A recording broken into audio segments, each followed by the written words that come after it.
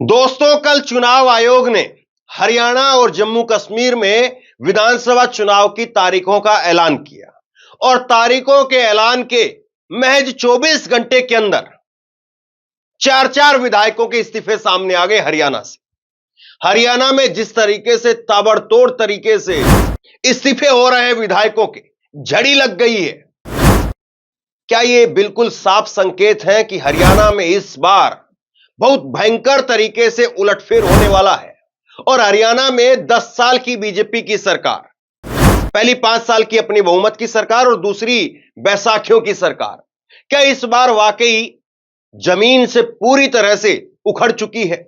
और इसीलिए जो बीजेपी के साथ था या जो बीजेपी में है, वो दोनों अब जनता के बीच में चुनाव के अंदर जाने से डर रहे हैं, घबरा रहे हैं। वैसे भी हरियाणा बहुत अलग किस्म का राज्य है, बहुत अलग किस्म की यहां पर राजनीति होती है। दूसरे राज्यों में आप जाएंगे तो आपको मुंह पर तो सब बोल देंगे कि भैया ठीक है, वोट आप ही की देंगे, वोट आप ही की देंगे, लेकिन हरियाणा वाले सीधा लठ मारते हैं।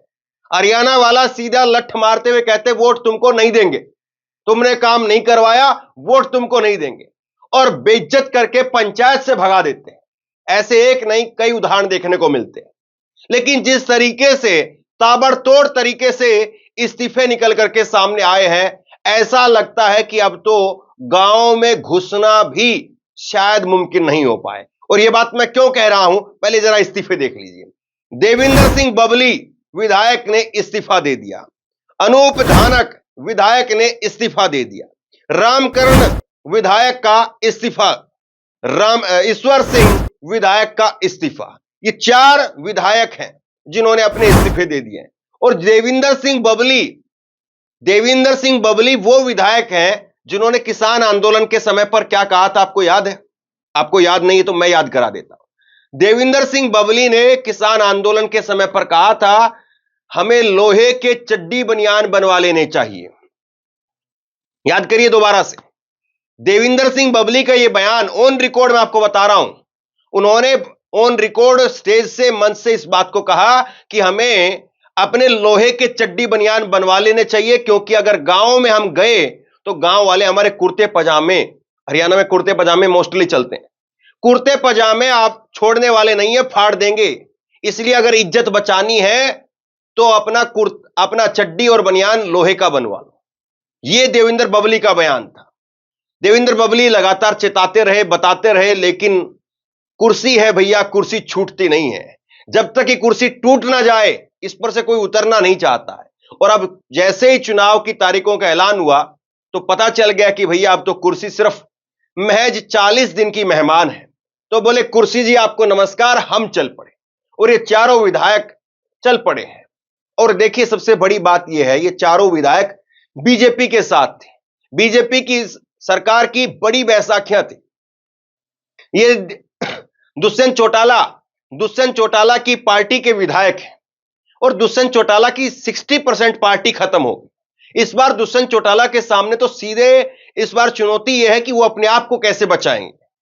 उनके लिए यह बड़ी चुनौती नहीं है कि वो कितने विधायक जीतेंगे, कितना वोट आएगा, क्या होगा क्या नहीं होगा। उनके लिए तो चुनौती यह हो गई है अपनी पार्टी को कैसे बचाएं। पिछली बार जब 2019 का विधानसभा चुनाव था तो दुष्यंत चौटाला एक युवा फेस बनकर के आए।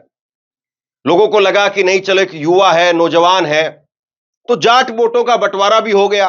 और जाट वोटों का बंटवारा होने के बाद 10 सीटें दुष्यंत चौटाला को मिल भी गई। लेकिन दुष्यंत चौटाला जाकर के बीजेपी की गोद में बैठ गए और तभी से लोगों ने इनकी सरकार के साथ में गठबंधन की एक्सपायरी डेट लिख दी थी। और आज वही चीज जो है वो सामने आ रही है। ये शब्द बोलते हुए मैं थोड़ा सा अटक गया क्योंकि मैं बोलना नहीं चाह रहा था, अच्छा नहीं लगता है, लेकिन हकीकत यही है। और हरियाणा में अगर आप जाकर के पूछेंगे, ग्राउंड पर पूछेंगे, तो जिस चीज को लेकर के मैं अटक रहा हूं, लोग उससे कई गुना ज्यादा करंट के साथ में आपको जवाब देंगे। तो हरियाणा की राजनीति उस तरह की नहीं है, ठीक है जी, ठीक है जी, ठीक है जी, और फिर मुड़ करके कहेंगे नहीं नहीं इसको वोट नहीं देंगे, हम तो उसको वोट देंगे। ऐसा नहीं है। हरियाणा में खुल करके मुंह पर आदमी बोल देता है, वहीं पर मुंह पर करारा तमाचा मार देता है। वो कहता है कि वोट तेरे को नहीं देंगे, जा तेरे को जो करना है वो कर लो। खुल करके ऐसा बोलने वाला आदमी आपको हरियाणा में देखने को मिले। और बहुत सारे प्रदेशों में ऐसा वोटर आपको देखने को नहीं मिलता है। और जब मोदी जी को यह बात पता चल गई कि हरियाणा का आदमी एकदम भरा हुआ है, गले तक भरा हुआ है, किसान आंदोलन हो या महिला पहलवानों का आंदोलन हो, आपने जिस तरीके से हरियाणा की बदनामी की, उसकी वजह से हरियाणा का आदमी गले तक भरा हुआ है और वो बस मौके का इंतजार कर रहा है। और जब उसको मौका मिला लोकसभा चुनाव का, वहां पर भी दे पटकनी मारी और 10 में से 5 सीटों पर बीजेपी आ। और अब वो फिर से इंतजार में है, फिर से इंतजार में है कि विधानसभा चुनाव आए। और एक बड़ी बात आपको मैं ये बता दूं, 10 में से 5 सीटें जो बीजेपी के पास में गई है, वो भी कांग्रेस की गलतियों की वजह से गई। अगर कांग्रेस वहां पर अपनी कुछ गलतियां नहीं करती या अंदर खाने कांग्रेस के बीच में तालमेल अच्छा होता, तो 10 में से 7 या 8 सीटें भी हो सकती थी, लेकिन 5 सीटें कांग्रेस जीतने में कामयाब रही। अब इसके बाद में विधानसभा चुनाव अब आ रहे हैं और विधानसभा चुनाव में टीवी के जो दिल्ली वाले राजनीतिक विश्लेषक हैं, हरियाणा वाले नहीं, दिल्ली वाले जो राजनीतिक विश्लेषक हैं, संजय कुमार सीएसडीएस को मैंने आपको कल दिखाने का काम किया था, और वो भी ये कह रहे हैं कि नहीं, हरियाणा में दाल नहीं गलेगी, क्योंकि हरियाणा के अंदर सर्वे करना सबसे आसान काम है। हरियाणा का आदमी इतना मुंहफट है और इतना जो है वो बेबाक बोलता है कि उसको आप 1 सेकंड में भांप लेंगे। बाकी के आदमी को समझने के लिए हमें दिमाग लगाना पड़ता है, कुरेदना पड़ता है। बतौर रिपोर्टर मैं भी कहीं पर जाता हूं देश भर में, तो किसी आदमी के सामने माइक लगाता हूं तो उससे सोच तरीके से घुमा घुमा करके पूछना पड़ता है कि उसके दिल में क्या है। लेकिन हरियाणा का आदमी या तो एक ही लाइन बोलेगा कि भाई हम वोट नहीं दे रहे उसको, चाहे जो हो, अब बात खत्म, एक बात बोल करके लाइन हटा देगा। या फिर हरियाणा का आदमी ऐसा जनरेटर है कि उसको आप शुरू कर दीजिए, बस माइक उस पर के सामने रख दीजिए, वो फिर रुकने वाला नहीं। अगर किसी के पक्ष में है, मान लीजिए कि अगर कोई हरियाणा का आदमी बीजेपी के पक्ष में है, तो वो डरेगा भी नहीं किसी से कि मैं बीजेपी के पक्ष में क्यों बोल रहा हूं। वो फिर पूरे गांव वाले जाए उसको कुछ भी बोलते रहे, वो फिर भी बोलता रहेगा। और यही अगर खिलाफ में है, तो खिलाफ में भी चाहे उसके सामने कोई मंत्री खड़ा हो, संतरी खड़ा हो, कोई विधायक खड़ा हो, कोई खड़ा हो, वो फिर उससे भी नहीं डरता है। वो फिर इतनी भी उसकी जो है वो इज्जत रखने की कोशिश नहीं करता है कि चलो ये मीडिया के सामने है, लोगों के सामने है। इसीलिए देवेंद्र बबली ने कहा था, जिन्होंने आज इस्तीफा दिया है, इसीलिए उन्होंने कहा था कि भैया लोहे के चड्डी बनियान बनवा लो। ये उनका बयान है, ऑफिशियल बयान। तो कुल मिलाकर के हरियाणा की राजनीति वो अब एक निर्णायक दौर पर आकर के खड़ी हो गई है। दिल्ली से लेकर के और हरियाणा तक के जितने भी राजनीतिक विश्लेषक हैं, चुनावी विश्लेषक हैं, जो भी सर्वे करने वाले लोग हैं, वो तमाम लोग ये बता रहे हैं, और हरियाणा से जो डायरेक्ट रिपोर्ट मेरे पास आती है वो तो बता ही रही है कि इस बार भैया नहीं होने पाला है। इस बार मतलब बीजेपी के खिलाफ इतनी भयंकर लहर है कि बीजेपी के कितने लोगों की जमानत जब्त होगी या कितने लोगों के साथ क्या होगा वो पता नहीं, क्योंकि इस बार बीजेपी को तीसरा कोई मोर्चा सपोर्ट नहीं कर पा रहा। ये जरूर है कि मायावती जी और इनेलो के बीच में वहां पर गठबंधन हुआ है, लेकिन वो गठबंधन उस स्थिति के अंदर नहीं है कि कोई निर्णायक जो है वो भूमिका अदा कर सके। और ऐसे में हरियाणा में आमने सामने की 2 लड़ाई बीजेपी वर्सेस कांग्रेस की अगर होगी, तो बीजेपी वर्सेस कांग्रेस की लड़ाई में ऐसा लग रहा कि इस बार कांग्रेस कहीं जो है वो ज्यादा आगे साफ तौर पर निकलती हुई दिखाई दे रही है। और हरियाणा के पूर्व मुख्यमंत्री भूपेंद्र सिंह हुड्डा, उन्होंने कल एक प्रेस कॉन्फ्रेंस की। हरियाणा के अध्यक्ष उदय भान चौधरी भी वहां पर थे। उन्होंने एक प्रेस कॉन्फ्रेंस की और उस प्रेस कॉन्फ्रेंस में कहा अक्टूबर 4 बीजेपी हरियाणा से बाहर। ये उन्होंने एक नारा दिया। पिछली बार ये नारा जो है इस तरीके से निकला था, बीजेपी ने 75 पार का नारा दिया था। अमित शाह जी वहां पर पता नहीं किसको पूछ करके हरियाणा चले गए थे, किसने जो है वो अमित शाह जी के कान में क्या कह दिया था पता नहीं। अमित शाह जी ने हरियाणा में जाकर के नारा दे दिया, अब की बार 75 पार का नारा अमित शाह जी ने दे दिया। और स्थिति यह हुई कि बीजेपी 40 पर जाकर के अटक गई। एबीपी न्यूज ने पिछली बार अपने ओपिनियन पोल के अंदर हरियाणा में बीजेपी को 82 सीट दे दी थी 90 में से। बताइए आप क्या कहेंगे? मतलब, और कांग्रेस में पिछली बार यह स्थिति थी कि करीब 30-40 दिन पहले हुड्डा को कमान सौंपी गई थी।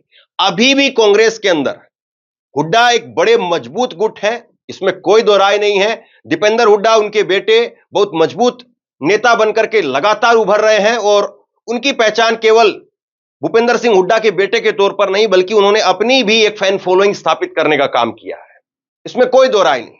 वो चुनाव हारे 2019 का लोकसभा चुनाव, लेकिन 2024 का चुनाव वहीं से उसी क्षेत्र से मजबूती के साथ जीत करके आए, 3 लाख से ज्यादा वोटों के साथ जीत करके आए। और अब लोकसभा चुनाव के बाद लगातार वो पदयात्राएं निकाल रहे हैं, हरियाणा मांगो जवाब, ये इस तरह के कार्यक्रम कर रहे हैं। लेकिन कांग्रेस के लिए अपना घर ही एक चुनौती का विषय भी है। ये मैं क्यों कह रहा हूं मैं आपको आगे बताऊंगा, लेकिन सबसे पहले एक बार जरा सुन लीजिए क्यों कहा भूपेंद्र सिंह हुड्डा ने अक्टूबर 4 हरियाणा से बीजेपी बाहर। मैं तो एक लाइन में ही कार्यक्रम का क्रक्स देता हूं। मैं तो तारीख आज अनाउंस करी है, अक्टूबर 4 बीजेपी हरियाणा से बाहर। अक्टूबर 4 को होगी बीजेपी हरियाणा से बाहर, क्योंकि जहां पे जो कार्यक्रम किए हैं हमने, जो कार्यक्रम चले हैं, जहां पे भी गए, जैसे 22 के 22 जिलों में हम गए और भी कार्यक्रम चल रहे हैं हमारे, चाहे हरियाणा मांगे हिसाब, पहले दूसरे कार्यक्रम चले, जो मिल रहा है सहयोग, जिस प्रकार से जोश में लोग आ रहे हैं, जोश से मिल रहे हैं, समर्थन जो मिल रहा है लोगों का, उसके आधार पर मैं कह सकता हूं, अपना मेरा राजनीतिक तजर्बा भी बहुत है, चुनाव लड़े हैं, 36 बिरादरी ने फैसला कर लिया है कि आने वाली सरकार कांग्रेस पार्टी की सरकार बनाएंगे, क्योंकि ये जो सरकार है नॉन परफॉर्मिंग सरकार है। इन्होंने एक भी कोई जनहित का कार्य नहीं किया और ये पोर्टल की सरकार थी और पोर्टल सारे इनके फेल, चाहे वो कि परिवार पहचान पत्र हो, चाहे मेरा फसल मेरी ब्यौरा हो, चाहे प्रॉपर्टी आईडी हो, केवल भ्रष्टाचार के अड्डे बन गए थे वो। प्रॉपर्टी आईडी में इतना भ्रष्टाचार हुआ है, हर आदमी परेशान था और कोई भी इन्हें 9.5 साल में एक मेट्रो का तो पोल नहीं लगाया। 81 किलोमीटर मेट्रो हमारे समय में बनी, उतनी रहेगी। एक railway line, 1 inch railway line नहीं बिछाई। 250 किलोमीटर हमारे समय में रेलवे लाइन बनी या मंजूर हुई, 1 यूनिट बिजली की पैदा नहीं करी, एक कोई राष्ट्रीय स्तर का संस्थान नहीं लेके आए। अब सबसे बड़ा सवाल यह है कि क्या वाकई बीजेपी के लिए रास्ते बंद हो चुके हैं? तो हां, इसका जवाब कई तरीके से दिया जा सकता है। इसका जवाब ये भी दिया जा सकता है कि बीजेपी ने बिल्कुल आखिरी मोमेंट पर आकर के 9.5 साल के बाद में मनोहर लाल खट्टर को बदलने का काम किया। लेकिन मनोहर लाल खट्टर के जाने के बाद नायब सिंह सैनी वहां पर नए नेतृत्व के तौर पर आए जरूर, लेकिन कोई करिश्मा नहीं कर पा रहे, कोई काम नहीं कर पा रहे। वो रोजाना घोषणा जरूर करते हैं। चुनाव आयोग की कल जब प्रेस कॉन्फ्रेंस हो रही थी, उससे पहले भी उन्होंने घोषणा की, लगातार घोषणा की, और घोषणा के बाद में उन्होंने यह किया कि जो मनोहर लाल खट्टर की सरकार के ही फैसले थे उनको पलटने का काम किया। लेकिन हरियाणा का अगर आप पिछले 8-9 साल का ट्रैक रिकॉर्ड उठा करके देखेंगे, खबरें उठा करके देखेंगे, तो वहां पर सरपंचों की एक अपने आप में बड़ी नाराजगी रही, सरपंचों की नाराजगी रही। फिर हरियाणा में जिस तरीके से आज विनीश फोगाट गई है, जोर शोर से स्वागत हुआ है, एक निश्चित तौर पर विनीश फोगाट का फैक्टर काम करेगा।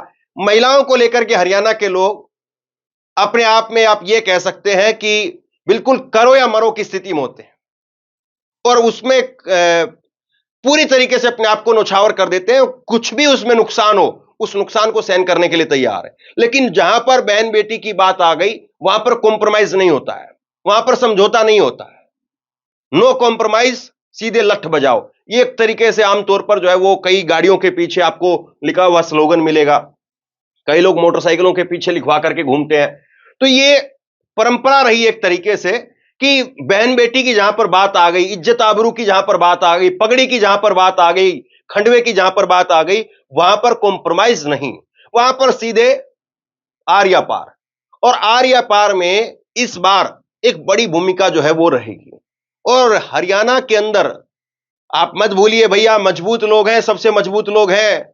कल ही चुनाव आयोग की प्रेस कॉन्फ्रेंस में बता दिया, चुनाव आयोग के मुख्य चुनाव आयुक्त राजीव कुमार, उन्होंने कहा 10,321 लोग वो 100 साल से ऊपर के हैं। हरियाणा में 10,000 से ज्यादा लोग 100 साल से ऊपर हैं। तो सोचिए आप, कितना बड़ा आंकड़ा है। छोटा सा हरियाणा है, लेकिन उसमें 10,000 लोग 100 साल से ऊपर के हैं।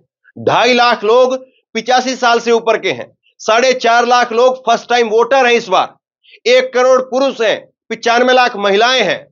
और इस बार ऐसा लग रहा है कि वोटिंग पैटर्न जबरदस्त देखने को मिलेगा। जिस तरीके से पंचायत चुनाव होते हैं, पंचायत चुनाव में हम देखते हैं कि भैया सबसे ज्यादा जो है वो तूफान मचता है तो पंचायत चुनाव में मचता है। और पंचायत चुनाव में यह होता है कि एक एक आदमी को पकड़ पकड़ करके वोट डलवाने की बात होती। तो इस बार कुछ इस तरीके का जो पंचायत चुनाव में दिखाई देता है, मुझे लग रहा है कि इस बार हरियाणा के चुनाव में वो वाला रिदम जो है वो देखने को मिलेगा, पंचायत चुनाव के तरीके से। और पंचायत चुनाव के तरीके से रिदम देखने को मिलेगा तो यह मानिए फिर आप कि बीजेपी की 20 सीट आएंगी, 15 सीट आएंगी, 25 सीट आएंगी, या फिर उससे भी नीचे चली जाएगी, या कहा नहीं जा सकता। दूसरी तरफ तीसरा फैक्टर अगर आप टटोलेंगे, हरियाणा में अरविंद केजरीवाल भी एंट्री मारने की कोशिश कर रहे हैं, लेकिन केजरीवाल का ऐसा लग रहा है कि इस बार आमने सामने की जब बीजेपी और कांग्रेस के अंदर इतनी मजबूत फाइट हो गई है तो तीसरे आदमी के बीच में स्पेस नहीं है। तीसरे आदमी का स्पेस बीच में जब तब होता है जब दोनों पार्टियों को लेकर के लोगों के अंदर उत्साह नहीं हो, तब जाकर के तीसरे आदमी के लिए, तीसरी पार्टी के लिए स्थान बन जाता है, गैप बन जाता है कि वो तीसरा आदमी घुस जाए उसमें से। लेकिन दो पहलवान ही ऐसे लड़ रहे हैं कि बिल्कुल मसल देना चाहते हैं, तो फिर उनके बीच में तीसरा आदमी घुसने की गुंजाइश बचती नहीं। तो अरविंद केजरीवाल कोई फैक्टर बनेंगे क्या? अरविंद केजरीवाल की सीटें आएंगी क्या? कहा नहीं जा सकता है। कहीं पर कोई इंडिविजुअली अपने लेवल पर लेकर के आ जाए तो अलग बात है। बाकी चुनाव में अभी 1 महीने के करीब का वक्त और है, देखते हैं हवा क्या बनती है। उसके बाद में क्या जेजेपी इस बार सीट ला पाएगी? जेजेपी चौधरी देवीलाल की पार्टी है, हालांकि वो टूट गया, इनेलो और जेजेपी के बीच में टूट गया, लेकिन अब इन दोनों पार्टियों के लिए अपना अस्तित्व बचाने की लड़ाई है। ये दोनों पार्टियां इस वक्त में संघर्ष करी कि किस तरीके से अपने आप को बचाया जाए। और सबसे बड़ी बात वो यही है कि क्या बीजेपी इस वक्त में इन सबको मिलाकर के इतनी सीटें ला पाएगी, या बीजेपी को ये तीसरे जो फैक्टर है, जिसमें चाहे अरविंद केजरीवाल है, चाहे जेजेपी है, चाहे इनेलो है, ये क्या ऑक्सीजन देने का काम करेंगे? क्योंकि कई जगह पर ऐसा देखने को मिलता है कि आमने सामने की लड़ाई तो जरूर है, लेकिन तीसरा आदमी कुछ इतनी वोटें काट देता कि आपका नुकसान हो जाए, क्लोज मार्जिन से जो है वो आप हार जाएं। लेकिन ऐसी स्थिति तब होती है जब बिल्कुल फैसला साफ साफ दिखाई नहीं दे रहा हो। अगर फैसला बिल्कुल साफ साफ दिखाई दे रहा हो तो तीसरा फैक्टर कोई बहुत मायने नहीं रखता है। और हरियाणा में जिस तरीके से ये इस्तीफे हुए हैं, इनमें से बहुत सारे लोग अब कांग्रेस की तरफ जाएंगे, 1-2 लोगों को बीजेपी अपनी तरफ लेने की कोशिश जरूर करेगी, ये दिखाने के लिए कि हां हम भी चुनावी मैदान में हैं। लेकिन इन लोगों को अब कांग्रेस की तरफ से या बाकी बीजेपी की तरफ से टिकट मिल पाएगी, ऐसा संभव दिखाई नहीं देता है। बहरहाल ये तो पहली किस्त है, अभी तो देखना है 1.5 महीने के अंदर कितनी किस्त और आनी बाकी है, और कितने नेताओं का और कितने जो है वो समर्थकों का और कितने बड़े विधायकों का इस्तीफा बाकी है। आप क्या सोचते हैं नीचे कमेंट बॉक्स में लिख करके जरूर बताइए। इस वीडियो को शेयर कीजिए, लोगों तक पहुंचाइए, और इसी तरह की तमाम खबरों के लिए ऑनलाइन न्यूज इंडिया को सब्सक्राइब कीजिए। आपका बहुत बहुत धन्यवाद।